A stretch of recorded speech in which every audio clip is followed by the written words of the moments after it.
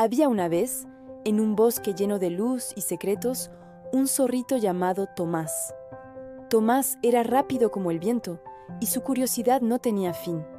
Le encantaba correr entre los árboles, saltar sobre los arroyos y sentir la hierba fresca bajo sus patitas.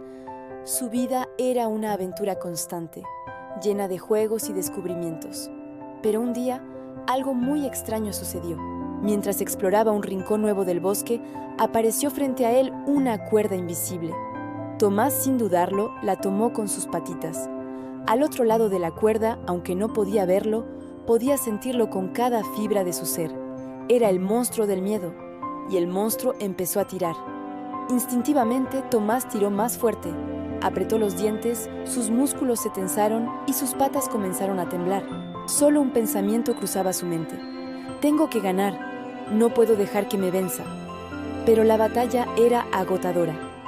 Cuanto más jalaba, más cansado se sentía.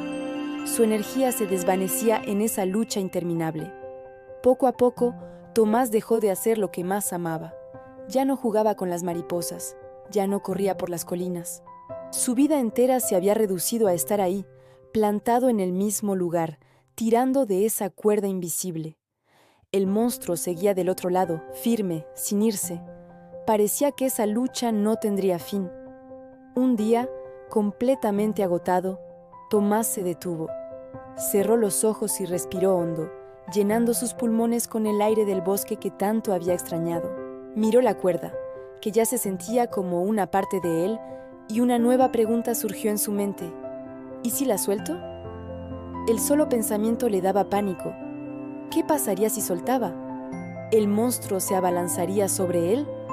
A pesar del temor, reunió todo su coraje y muy despacio abrió sus patitas y soltó. Y, para su sorpresa, el monstruo no desapareció, pero algo increíble había cambiado.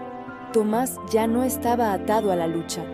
De repente, se sintió más liviano, como si un peso enorme se hubiera levantado de sus hombros. Sus patas dejaron de temblar, y por primera vez en mucho tiempo, pudo darse la vuelta y caminar lejos de la cuerda.